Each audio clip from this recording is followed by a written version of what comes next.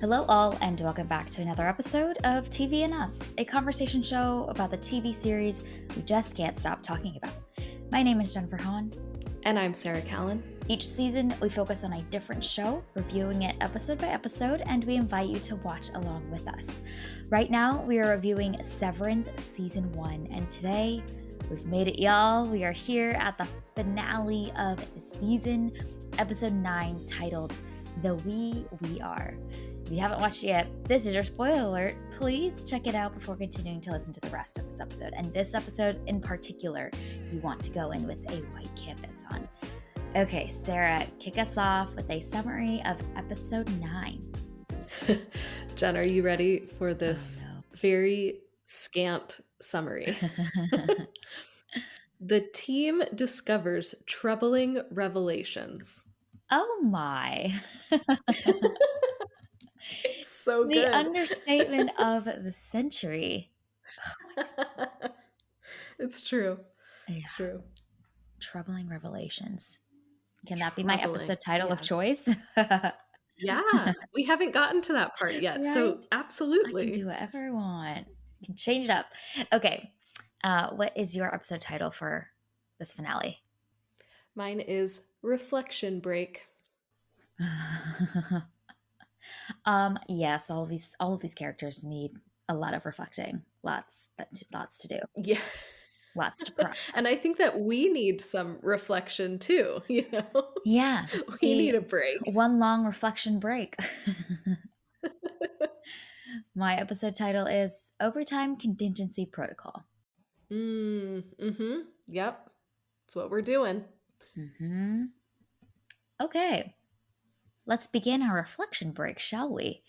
So we've made it. I've been waiting for this moment, Sarah, to hear all of your thoughts and reactions to this finale, the one that you have heard many thoughts and reactions about at the time, but hadn't watched it yet. And now you're here. You did it.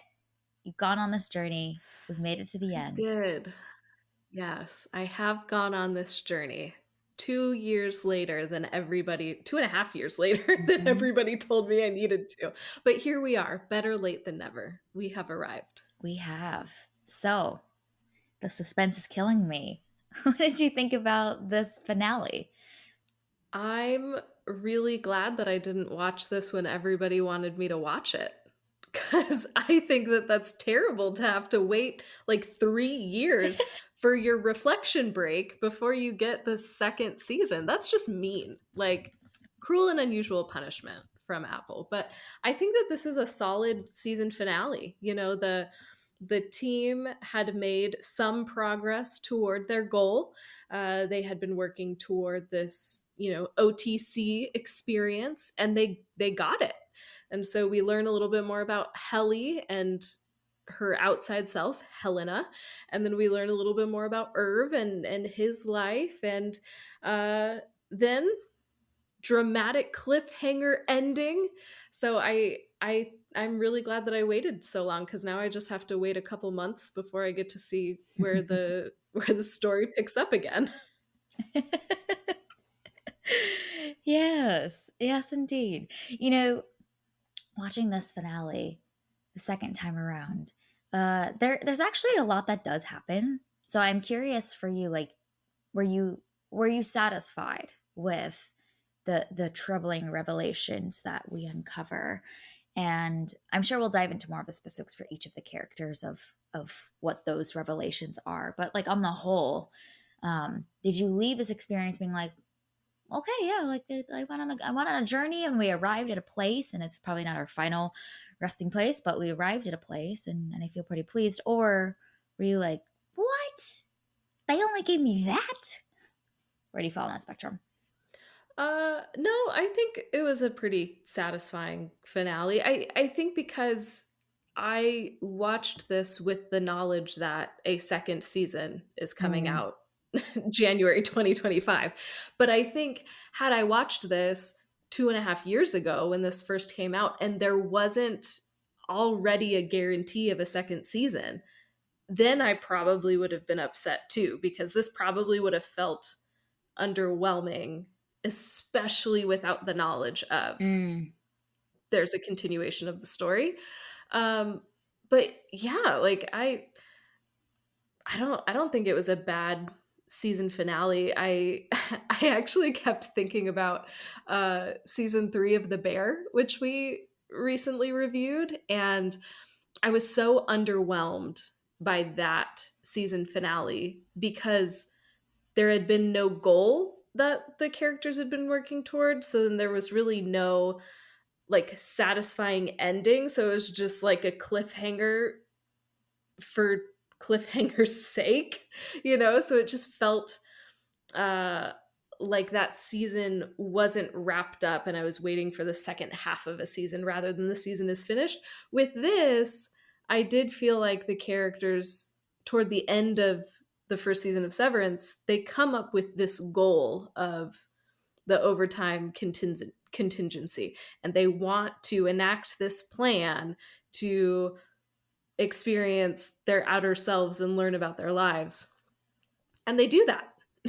And Mhm. they don't learn a ton of information. I think Helly is the one that learns the most probably and is the most revealing to us probably, but they had a goal, they worked together to achieve that goal, and then this episode sets up the next season. So I think it ticks all the boxes for what you want a season finale to do. Yeah, I've been thinking a lot about a whole manifesto that you presented when we were reviewing The Bear season 3 of what is a season.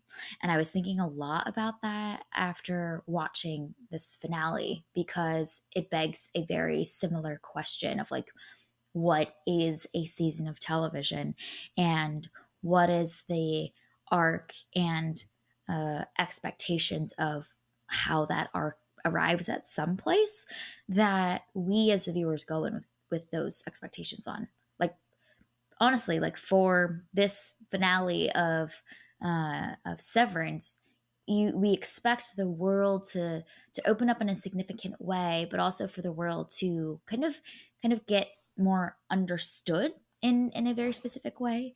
And basically, this whole show, up until this point, this whole season is the world opening up more and more and more, and we have more questions with every revelation that is uncovered, and that breaks the expectations we have about the typical arc of a season. So something like this episode would be the like penultimate episode of a season of like, oh my gosh, this world has really opened up, and then we would have typically gotten perhaps another episode that would have like kind of contained that world or helped us understand this world in a meaningful way where there's a sense of satisfaction. And because we end on this cliffhanger, I mean that's where my frustration was watching this the first time around, and I'm sure for a lot of the internet as well, and people that were watching this, of this like feeling of being teased with all these questions that we kind of don't get the satisfaction of seeing that cathartic moment of Mark finally getting to reveal this key insight, or Hilly finally giving this speech to all of the Egan board and supporters. We kind of get cut off right before it, and it breaks the expectation of what we want and expect from a season finale. To have seen the aftermath of a lot of those moments, we get cut off, almost feels like prematurely, but then kind of begs the question of like, what is a season of television supposed to be and where is it bound?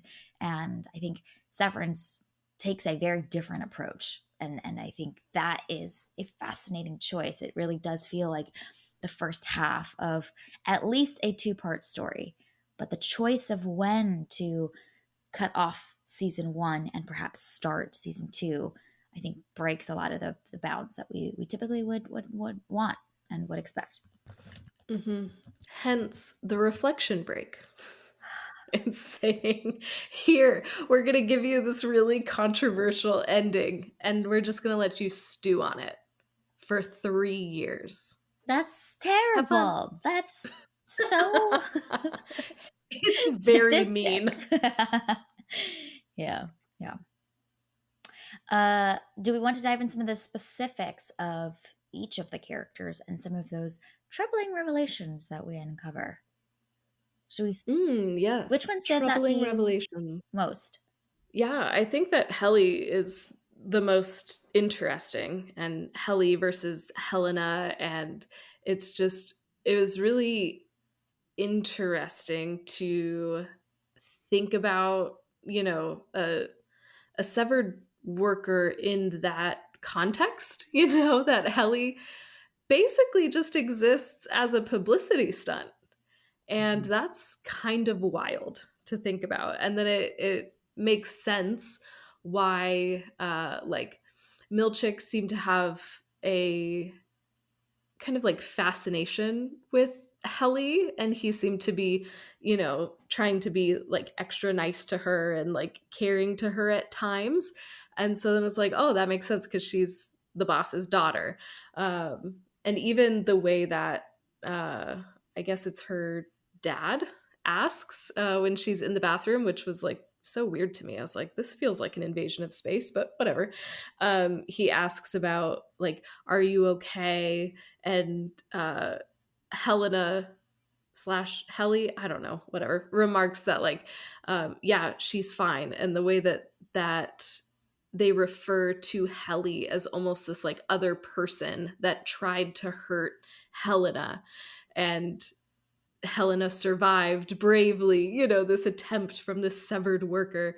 It's just so interesting to think about how it's talked about at that level. And I think that that's just a really smart choice for the show to make Helly have her outside self, Helena, be an important person in the company and part of the family. That I think is going to make for some really interesting plot choices in the second season, and if they have more seasons from there.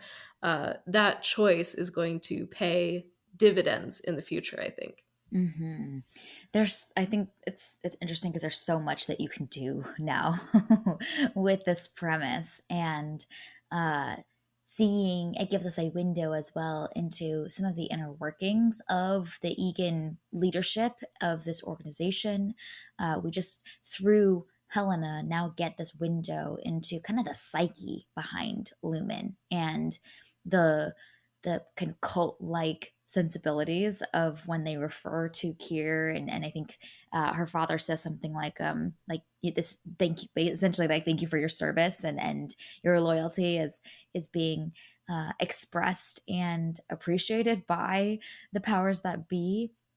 Makes for an interesting power dynamic as well. Like if you think about this procedure, obviously the organization is very pro this procedure, but it's something that you wouldn't expect one of themselves to undergo. And so there's also this strange dynamic of almost her being like offered as like a PR sacrifice to be this severed story, but like this isn't necessarily what's best for her, but she's somehow needing to like prove her value to this organization and to her family in this way. So I think that is really fascinating to think about. But we also see that Hilly R is incredibly rebellious and bold in her convictions. So it's fun that out of all of the characters that would be part of the Egan family, I love that it's her. Because you see her immediately kick into like, we're gonna publicly expose and sink this company. And some of the other characters like take a different approach with their inside selves. When they take, I think, a little bit slower, more conservative approach with how quickly they're revealing that to people, especially like I think Mark and Irv. They take a smaller approach, and I love that Heliar is like, oh, this is a perfect opportunity for us to drag this company, and she does not blink and hesitate at all to do that in this very public forum, which is an interesting choice as well.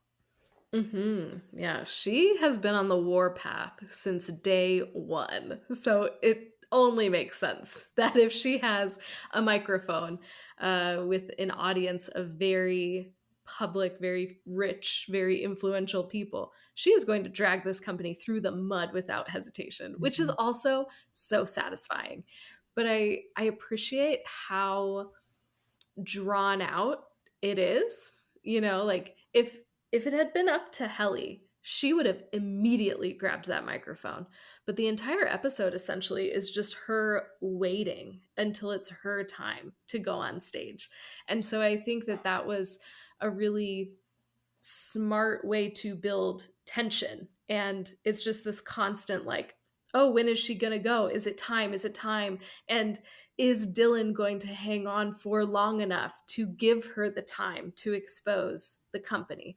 And so I think that that choice and the pacing of this episode helped make it even more exciting to watch. Mm, yeah, that's a really great point. It's one of the tactics that this episode uses that's really great, which is this constant cutting back and forth between essentially our two storylines and how it's filmed like a great action sequence. You know, I'm thinking about uh, Top Gun Maverick is the one that we often talk about, but the intercutting between what the folks in the control room can see and the threats that are on their panes, but then cutting to the people that are truly out in the fighter jets that are having to navigate those threats, and then cutting back and forth between a sense of timing and space and location makes for some thrilling sequences. And we kind of get that with this episode, cutting back and forth between the storyline of, okay, Cobell now has realized that Dylan is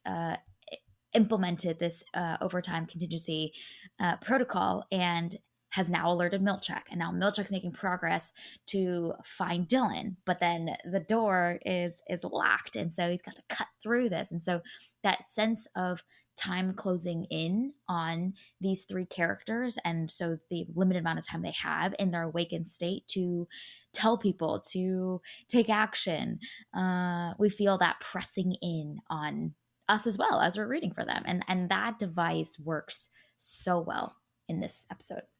Yeah, I love the way that this episode was edited. I think that it's so smart because if if you just kind of think about what happens in this episode, it's a little mundane. Like Mark is waiting awkwardly until he has a moment to talk with his sister and tell her about inside Mark. And then Irv goes through a box and then finds Bert's address and drives to Bert's house. Helly is waiting around for a time to go speak to the group as Helena. You know, like there's not a lot of action that happens in this. But the way that it's edited and the music choices too, this episode won an Emmy for its music, and I absolutely agree with that pick. It's genius the way that music is employed in this. And so it's all of those things coming together to make this absolutely thrilling to watch and feel like there is this sense of urgency and momentum, and you're constantly aware of the stakes because we keep cutting back to Dylan, who is his arms stretched as far as they can go so that he can keep these two little switches turned. And we know that at any moment, this could go wrong. If he gets tired, then they're going to be sucked right back in.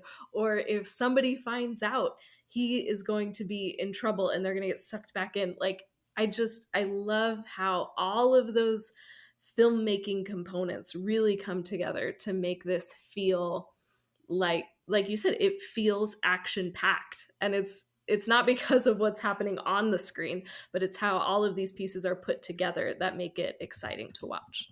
Hmm. I love that you brought up the Dylan aspect of this because it's genius. Like, shout out to the production designers and the cinematographers for like co-creating what that shot looks like, because without Cobell and Milchek discovering him, just that visual alone of us seeing that initial shot of him stretching as far as he can to like barely reach the other lever, but then understanding that as time is passing, like his fingers could slip at any moment. And that is anxiety inducing and tension creating in and of itself, to just constantly cutting back to seeing Dylan so stretched out and knowing at any moment a finger slip could take out this whole thing, and they all come getting sucked back into their inside selves again. That's stakes enough. Just Dylan having to hold on. Mhm, and he does, which, like, shout out to Dylan. He is just doing work again in this episode. The unsung hero, just holding down the fort, and I thought it was so funny in that conversation that Mark has with his sister, and she asks, like, "Hey, how much time do you have?" And Mark is like, "I don't know, like an hour?" And we cut Oh back to no. Dylan, who's like sweating and stretched out and stuff. And I'm like, bro, you don't have an hour. You have like 5 minutes. I need you to get it together. Yeah, Mark's It's so taking this good. sweet time. I'm He like, what are is. you doing? Yeah. Another really great like little detail of the Dylan shots are that his glasses are like halfway down his face, and I Yes. think they're like at the bottom of his nose, like right above his mouth. It's really funny. And there's some great close-up shots of him like screeching as Milchek is like cutting through the rope of that, and just this again feeling of time passing. Like there's no way that he can adjust to that, and they have slid so far down his face. As a glasses wearer, Oh, I was so uncomfortable and I was so stressed. I mhm. was like, oh, Dylan, can I just like reach into the screen and just adjust your glasses for you? Mhm. Because that's just, it's a terrible feeling when your glasses are slipping off of your face. It's horrible. Yeah.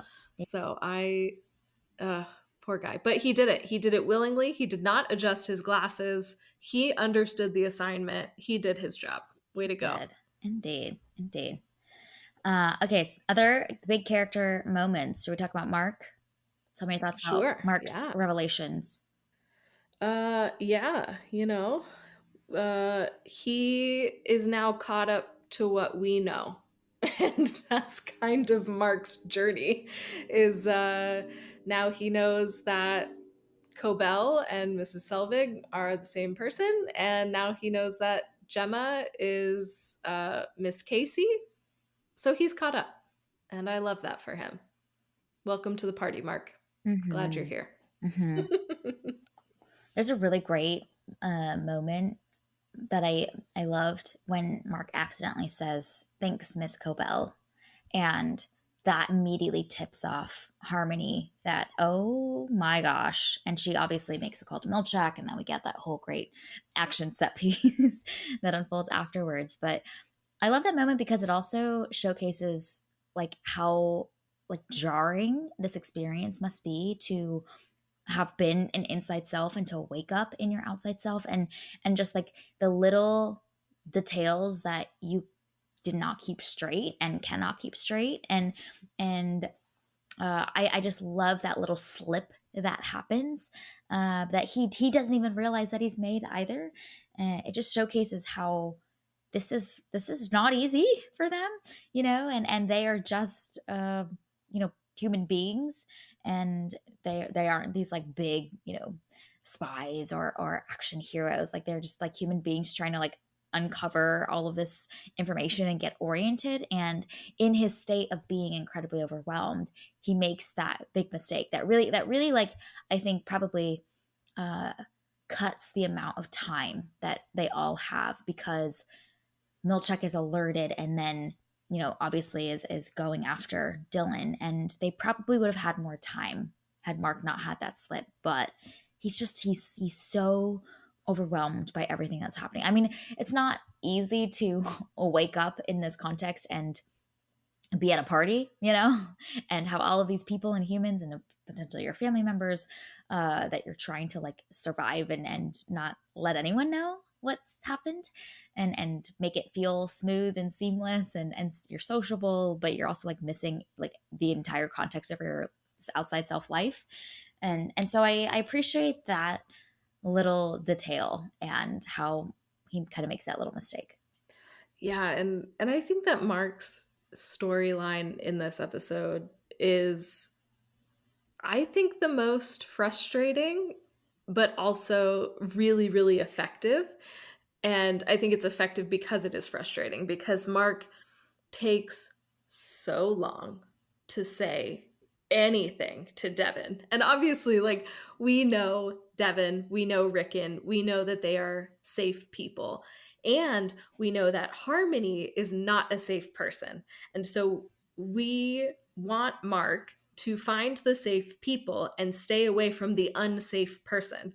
And he takes so long to finally talk with Devin. And I appreciated how slow that was, because I found myself getting frustrated. Like, yes, that is your sister. Just go talk to her. I don't know why you're waiting so long. And then the way that the show, keeps creating these moments for Devin to be separated. She has to go nurse the baby. Then the baby's crying, so she needs to hand the baby off, which then obviously creates some very dramatic moments when she thinks that Harmony has stolen the baby. But I thought that the slowness for Mark to open up speaks to what you were just saying about, like, how jarring it would be to wake up and not know who you can trust.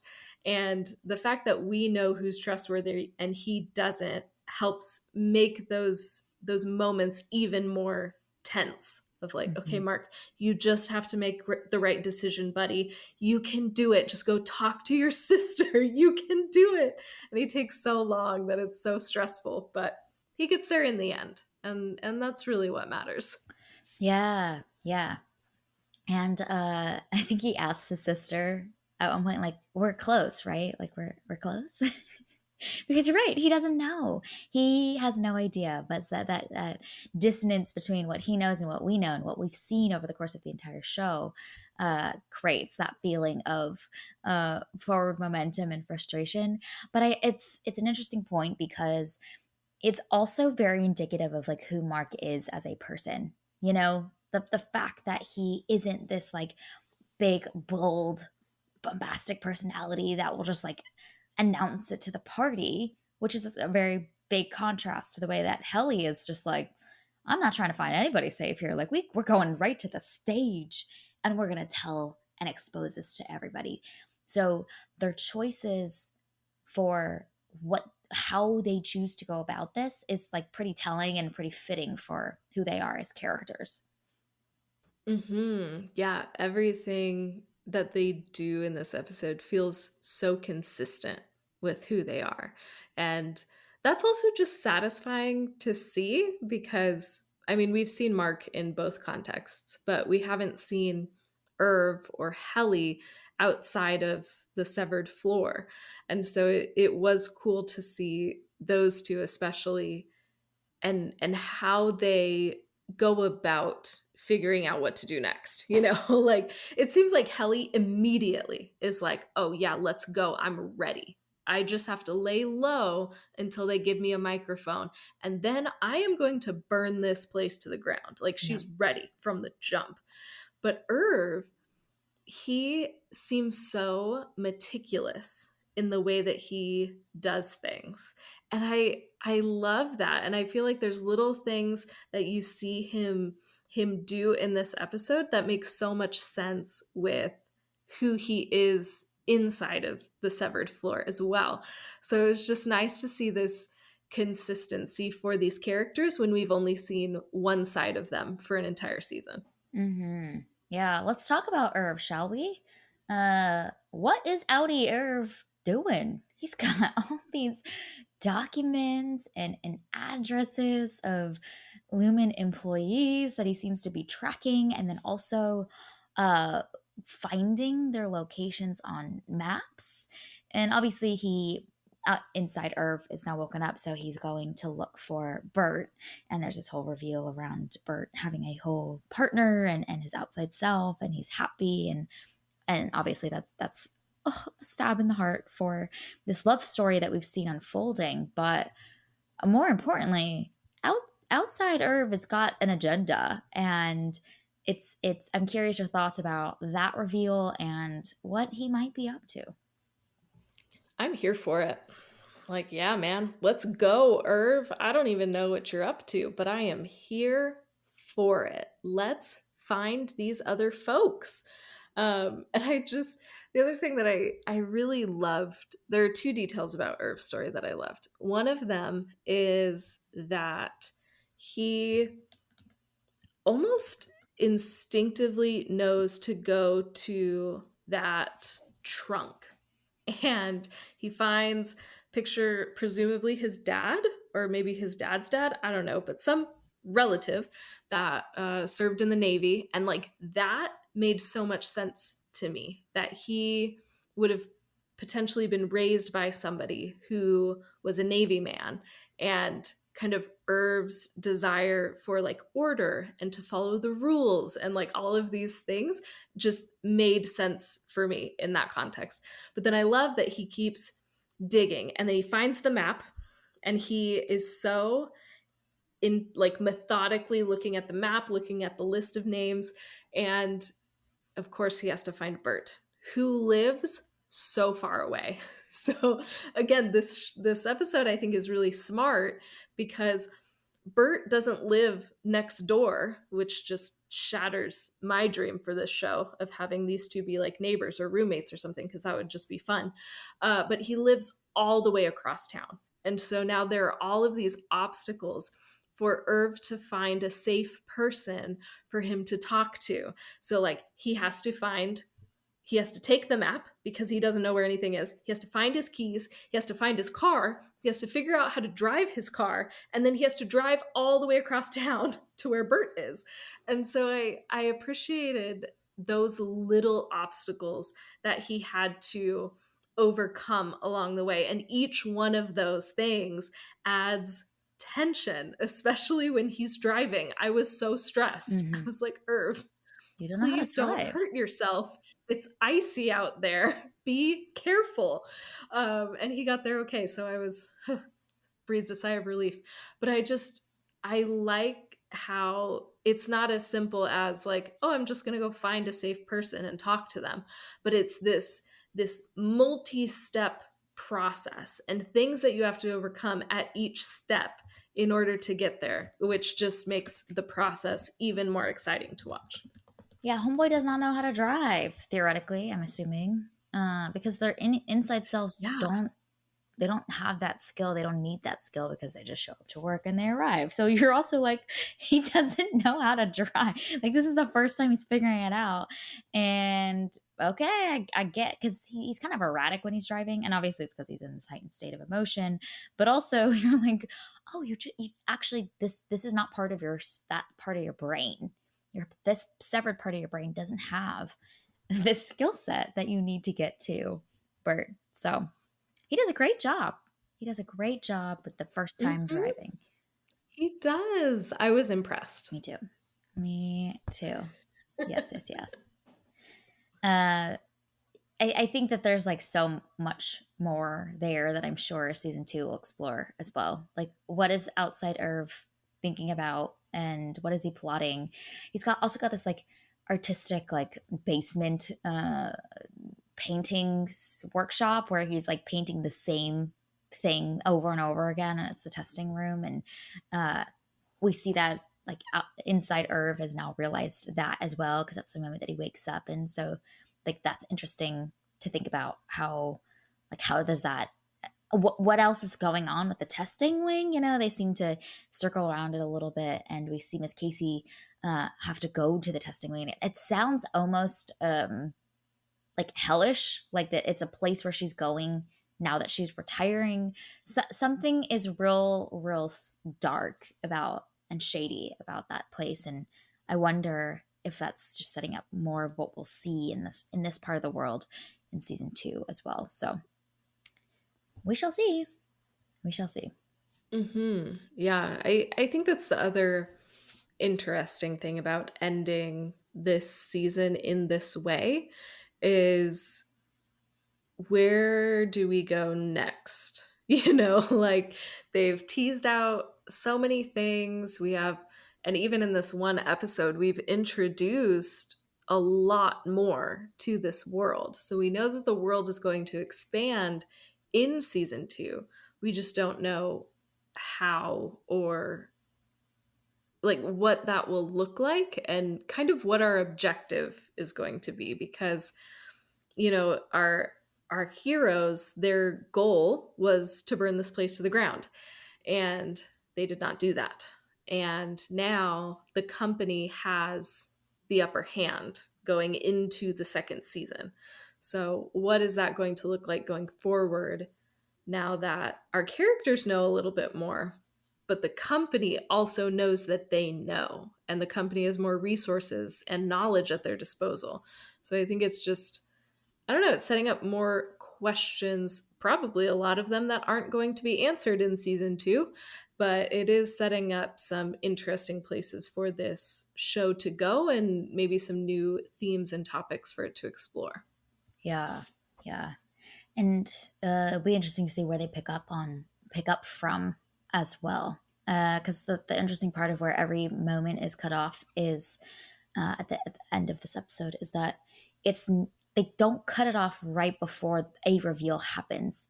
Well, so we know that Helly's now spoken these words on stage. Mark has now spoken the words "she's alive." So the reveal has happened. We don't get to see the reaction, and I think that that's like an interesting choice. So it's not cut off before they even get the chance to have something be revealed.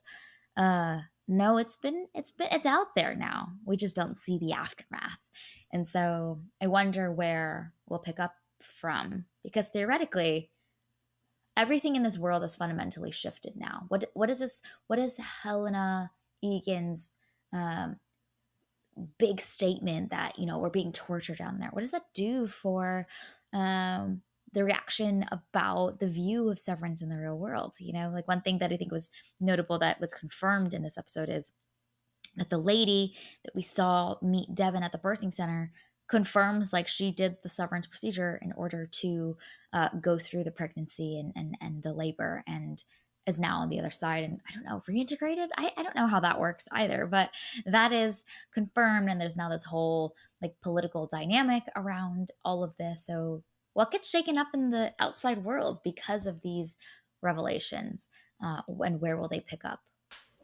We might find out in January of 2025. we We just have to wait.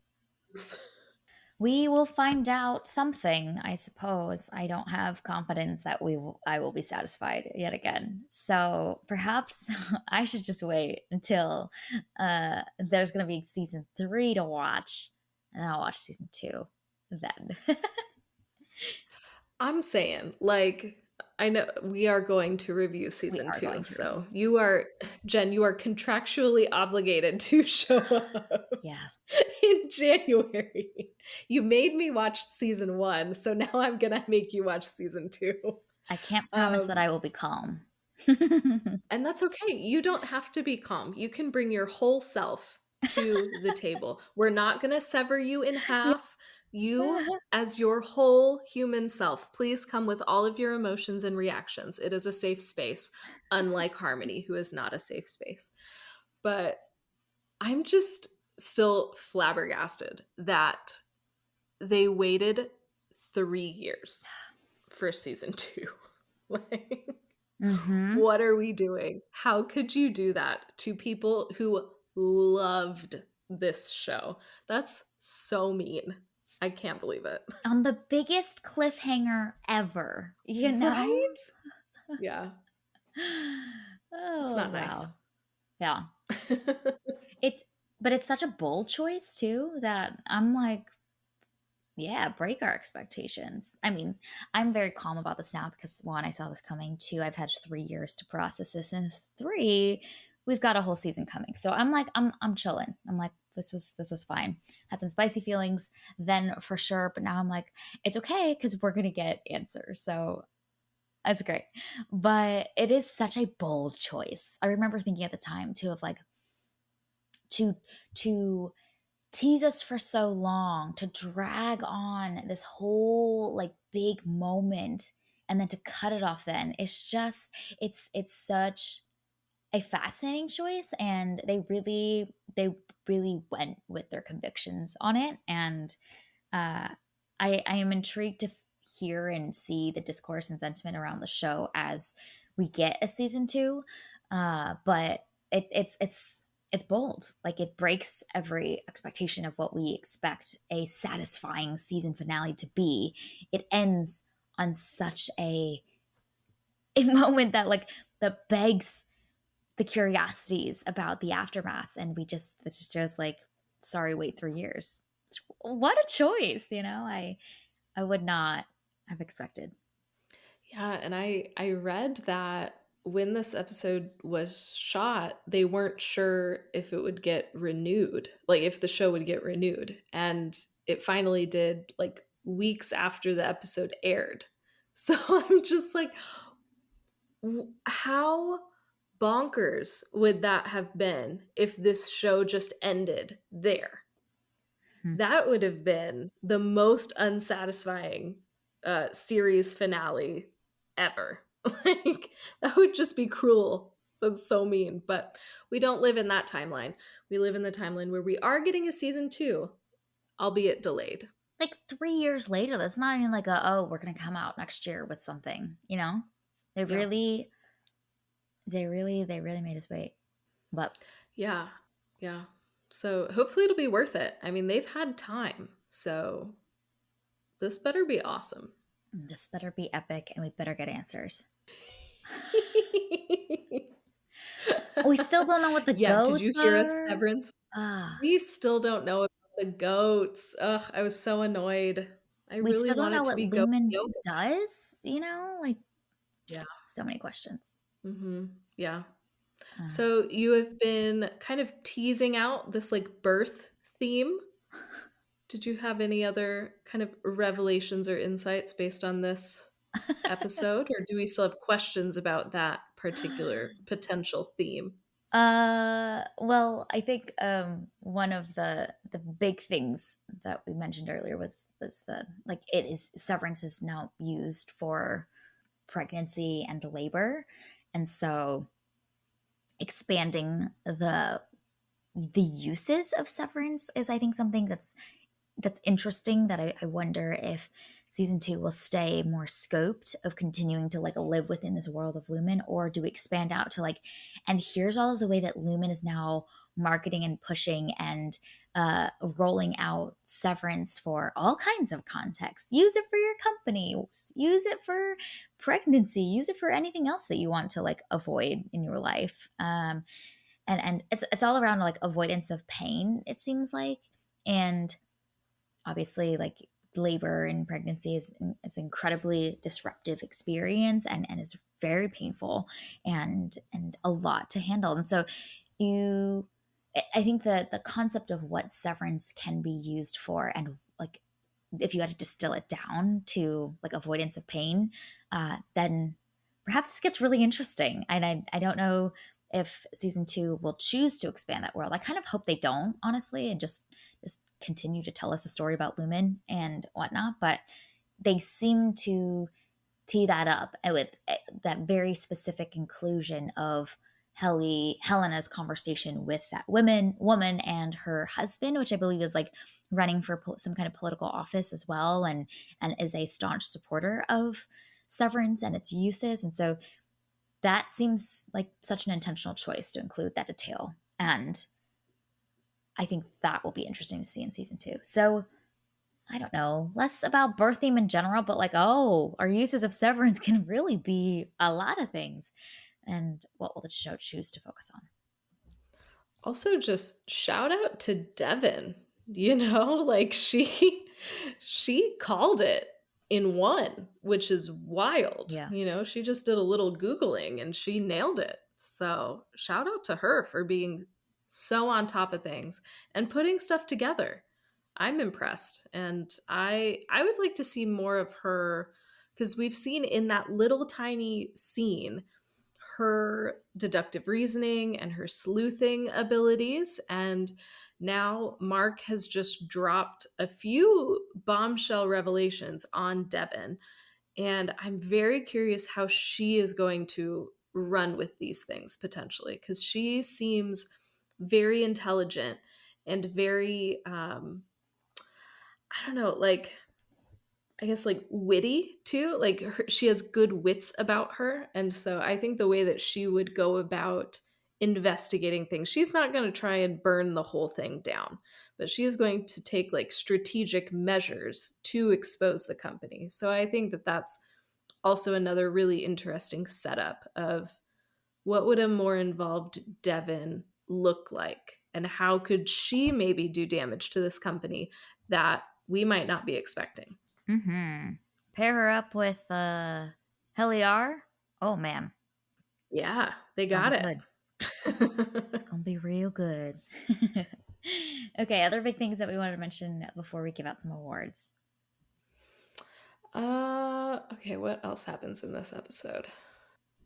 That scene where Milchek he has learned from Harmony what's going on, and he is scrambling through the maze of hallways, I thought was so smart. The way that it was filmed, the acting in that is so good as he is just like frantically sprinting through the hallways, and it's such a maze. So the way that the camera follows him, and the way that it's cut together, I just thought was so crazy exciting to watch, because we're also lost in the maze a little bit, so we can't tell, is he close or does he have a few more hallways to run down before he finally gets there? So I thought that that was just very effectively done, his racing to try and find Dylan. Yeah, and the camera's great in that sequence as well. You know, we get some shots from behind, and the camera's at this like incredibly slanted angle as we're feeling Milchek like turn on his lean on one side to make a fast turn to the next right angle. There's some really great like shots from in front of him, like kind of like a low shot, but of his face as he's like flailing and running down the hallway. But it's all communicating this like desperate attempt to make it right as quickly as possible and to turn this protocol off as quickly as possible for the override. So, um, great sequence. Yeah. Yeah. And that actor is just he's so great on screen. We better get more of him next season. I'm going to be pissed if we don't. Mhm. Yes. Yeah, we want more Tremel Tillman. He I'm still so curious about Milchek, honestly. Like, I don't know. I don't know where to place him sometimes. Is he a bad guy? Is he a good guy working for a bad company? Is he somewhere in between? You know, like, what is he? But um that actor Tremel Tillman, he brings so much to that role. And you just, I mean, I anytime I watch, I'm like, oh, where's Milchek? When is he going to show up? Because he's just such an engaging presence, and he's great on screen. So yes, we want more Milchek in season 2 for sure. He's such a great foil to Cobell too, who has this like this this icy, incredibly like calm but powerful, icy way about her and the way that she shows up in the world. And Cobell, it's kind of this like mix of this kind of almost playfulness and this lightheartedness and this false sense of warmth, but underneath that is the iciness that still exists too. And so knowing that they are not aligned exactly and they don't have a warm relationship creates opportunity for us to like, can we get Milchek onto our side, because he would be great and he's got that same conviction that is needed for like if we believe that we're gonna fight for this thing, like Milchek would fight hard with us, you know. So how do we get his loyalties over to our side? Yeah, and I guess another big question is what is going to happen with Harmony? Because she was fired kind of brutally by the board, but then she finds this information out. She immediately calls Milchek. She rushes over to the gala and threatens Helly R to try and get her to stop.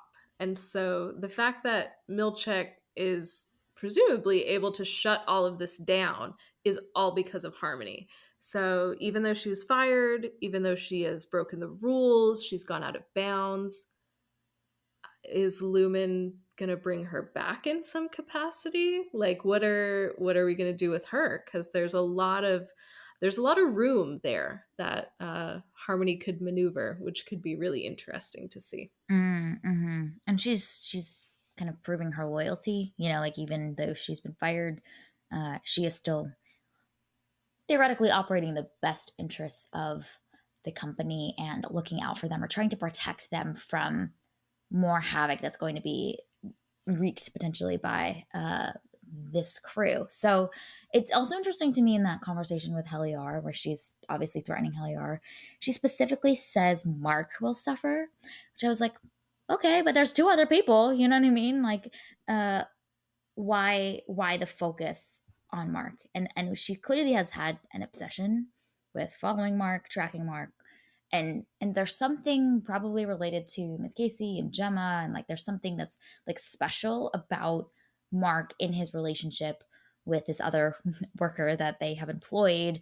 And so she kind of kept like a much more watchful eye of Mark. And it's notable that she specifically calls out Mark will suffer. She says all of your friends will suffer. Mark will suffer. And I'm like, what about Irv? What about Hallie? So I think that is interesting as well. Again, no answers, Yeah. Yeah. Yeah. just questions. We Cool. That's So great. many questions. Aren't you so excited? Yes. We love unresolved questions. Yeah. Okay. Shall we give out some awards? Yeah, let's go. Okay. So the first category is Employee of the Week. Who is getting this award for this finale episode? I gotta give it to Dylan 2 weeks in a row because in this episode, he holds those switches in place for so long as his glasses are sliding off of his nose. And that is real hard. Yeah, that was my choice too. As I wrote down Dylan and his wingspan. Honestly, it's impressive. I can't imagine how tired he must have been after that. Yeah, and sore too. His arms are like out of their sockets to like there was quite a few inches that he could not reach for the left hand. So good job, Dylan. The whole thing rests on him executing, also following all of those directions and figuring out the right knobs and flips of the switches that he needs to do. He did the dang thing. He did. He did a great job. He did. The second category is move the needle moment. My choice is when Mark slips up and he calls Mrs. Selvig Miss Cobell. Nice. Yeah, that's a great moment. That's a great moment. It comes at the right point in the episode too, where we're like, Mhm. oh no, this is not going to bode Yep. well. And Harmony's facial expression too is great. It's genius. My choice for this is the cliffhanger ending. Ah, yes. Yeah, it moved you to feel feelings? Moved me to feel feelings, yes, so it works on that level, but then also nothing in this world is gonna be the same ever again. Um, Mhm. Truths have now been spoken, and we can't go back, and all of these characters now have been in the know, and so we just don't get this other half of this part until we'll watch season 2, so Mhm. Yes, we have been moved. We don't know to where, though. yeah. We have to wait until January 2025 to know. Exactly. The next category is achievement in corporatees. What is your choice for this award? I want to give this to Helena when she says, I don't think severance divides us. I think it brings us together. Oh, how cheeky of her.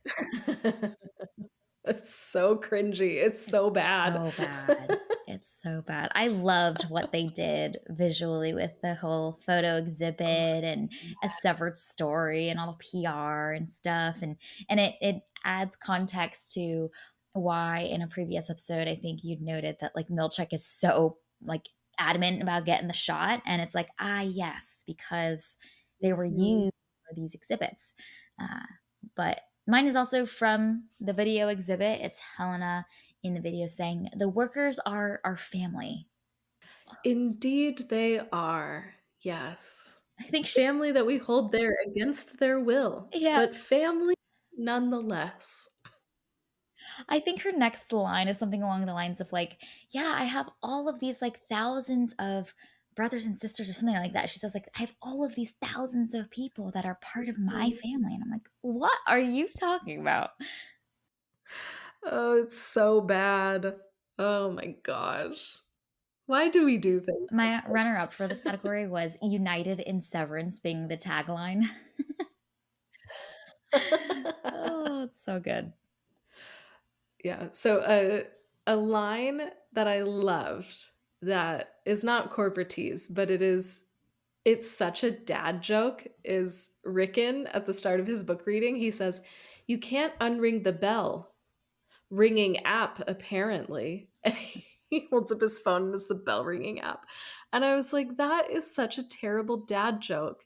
And it's so very Rickon. It was just a perfect confluence of all the things that he is. It was great. Perfect for that character. The nice little lighthearted moment we need in an episode, as jam packed and intense as this one. Just need a little bit of Rickon. Mhm. Softens the You do blow. need a little Rickon sometimes, yes. And they used him strategically in this episode. I appreciated it. It was just the right dose. Hmm. Yeah. Yeah. Okay, well, looking ahead to season two, I think we've touched on it quite a bit already of what we're hoping for, what we're expecting to see, or hoping to see. Any other big things that you are excited about for season two, other than the fact that it just exists, that season two is in existence? January 2025, here we come.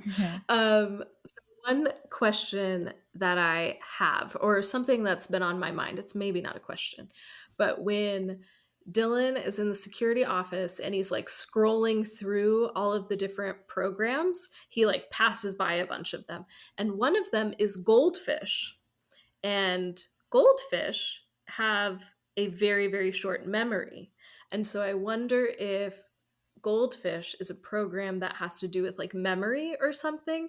And it's a way that maybe Lumen will be able to maybe control these employees, um, to bring them back into the fold. Because as it stands right now, I'm not sure how they're going to get this MDR team back in line. Like they're not going to be able to without some sort of brain or memory intervention.